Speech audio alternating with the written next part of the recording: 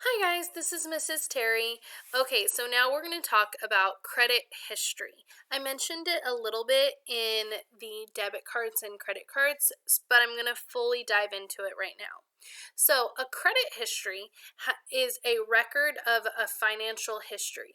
Kind of like when you pull up your grades and you can see every grade you get for every single assignment. That's kind of like a credit history. It pulls up everything you've ever done. Late payment, right? If you paid on time, if you paid an entire balance, any positive or negative thing you've ever done is displayed on a piece of paper and someone can read all of it.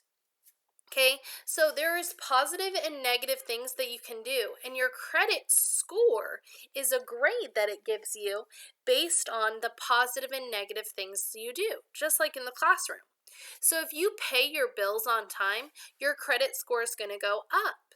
If you make late payments, your credit score or credit grade is going to go down. If you borrow money you can repay, you're going to have that is something positive. So if I'm going to have to borrow money. Most people in their life will. I needed to borrow money when I bought my car. So I bought a Toyota because I knew I could repay a Toyota. I bought maybe a lower model than the very nicest, right? Because I knew that's what I could repay, and my monthly payment I could afford it. Now, do I wish I had an awesome Lamborghini? Yeah, I did. I do sometimes. But I know that if I borrowed all the money that a Lamborghini costs, that I wouldn't be able to repay it. So understanding that spending within your means. So you're borrowing money because you know you can repay it. I'm a teacher, so I live in a nice home. But do I live in a mansion? No, I did not. I didn't borrow money so I could live in a mansion. So you want to make sure you're living within your means. Acquiring a loan is something positive and it's okay. I got a loan when I got my house. I got a loan when I got my car. I got credit cards for different reasons and I pay them off. That can be a good thing as long as you're paying them on time and you're being reasonable. But holding on to debt for a really long time brings down your credit score. So if it shows that you're spending outside your means, right? Every month you're spending more and more than the money you have coming in through your paycheck, and you're just holding on to debt every month, and the credit card company is going to look and they're going to go, you can't pay this back. And your credit score is going to get lowered because they're going, wow, Miss Terry can't pay back her loans. So it's important to have a positive credit history to get a loan on your house, to get a car loan and low interest rates.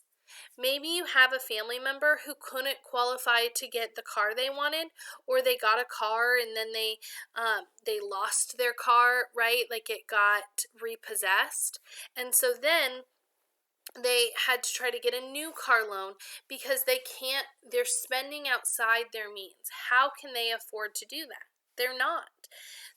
They're getting a low credit grade. And also, if you have a good credit score, that means you're going to get low interest rates. So someone with a bad credit history might get a 20% interest rate and you're at 4% interest rate. That's a huge difference on paying off debts. Okay, so we already talked about a credit history and a credit report. So a credit report it's just like a report card, right? A credit report, you can pull an official credit report once a year, but throughout the year, I can check my score as often as I want. So I go kind of like progress reports, right? So I can go to my bank and I can check it, as well as I go to Credit Karma and different .com if you've ever heard any of those commercials, I can pull up and kind of get like a progress report so I know what my credit's at. And then I get my official credit report once a year. So a lender is someone who lends you money. So maybe it's a credit card company, maybe it's, for me, like Toyota lent me my car, right? Maybe it's a loan company. Lent me the money for my house. So those are the people who loan money. I'm the borrower because I borrow the money. So in the case of my big brother, right, he asked me for money when we were kids. I would lend him money, and I would be the lender, and he would be the borrower when he would go, "Hey, can I have $20?" Okay, so we've already done that. So, we already talked about credit scores and the fact that it's a grade. But instead of being like A, B, C, D, E, F, or 0 to 100 like we have, it goes from, most scores go from 300 to 850 is the highest value. So it goes from very low to excellent, and you could have a score in between those. Okay, so what's really interesting about this changes every single month. Your credit score goes up and down depending on your actions. So you really want to make sure that you're up here. So that way you get low interest loans, you qualify for loans, you qualify for credit cards, and that means you're being responsible. Okay? So any negative actions, so late payments, you not paying your bills, anything like that, that's for 7 years. It lasts on your credit. So let's say I get a credit card at 18 and I just buy whatever I want, right? Because I think it's like free money, which we already know it's not, but I think it's like free money, and I don't pay my bills, anything like that. That stays till I was 25. I bought my first house at 25. So my bad actions at 18 in college affected me when I was 25, okay, and trying to buy a house, okay, up till, let's say, now I'm going to start getting married, having kids, things like that. Bad actions that I had when I was 21, 22 affect me now. So it's really important to remember this is not just, hey, I want to go on vacation, I want a new video game, I want to go shopping for new clothes. It's really important to remember, wait, I have to pay this money back, and if I can't, it's going to affect me long term. Okay, so identify 2 borrowers, so 2 people that are most likely to be offered a loan, if the decision was solely based on their credit scores. So looking at these people, I would offer K. Simmons and F. Rodriguez a loan because they have the higher credit score. So it's not that I won't, Mick Mahone, it's not that I won't offer him a loan, but maybe he's going to get a 6% loan, and Rodriguez is going to get a 3% loan on interest. So that could be a lot of money. So that's a really big difference. So it's not that you won't be offered a loan, but it is on, hey, will your interest rates, or maybe not at all, they're going to say, sorry, we're not even offering you an interest. We're not even offering you a loan. So that's something really to keep in mind. So now, Also remember, just because I have an 810 score doesn't mean that they're going to offer me a home loan that is a $500,000 house, right? Because maybe I don't make enough money, right? So it also depends on your income. So it's not just based on your score, it's also based on a variety of other things, like your income, how many other loans you have. So I have a good credit score and I have a house, but they might not qualify me to buy another house because they're going to go, well, Miss Terry, how are you going to pay for the other house? How are you going to pay the mortgage every month? And I'm going to go, I don't know, I don't have the money. And they're not going to offer me the loan. Okay, number 2. The table shows some of the actions taken by 2 different borrowers. Explain the effect of these actions on each credit score. How long will any negative credit actions be reflected in the credit report?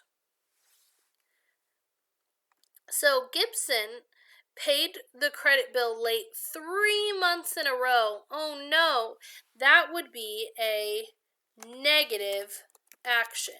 So that means his credit score will go down. Credit score go down.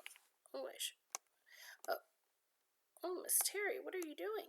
Okay, the credit score is going to go down. Okay, so now T. Wilson repaid the entire car payment early. Okay, so that shows that, wow, T. Wilson had extra money, repaid it early. That would be a positive action.